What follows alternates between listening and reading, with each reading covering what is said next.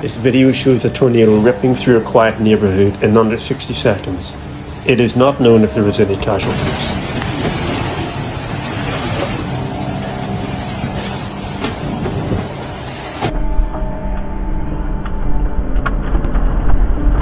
This video shows a car park with a tornado completely ripping through the building.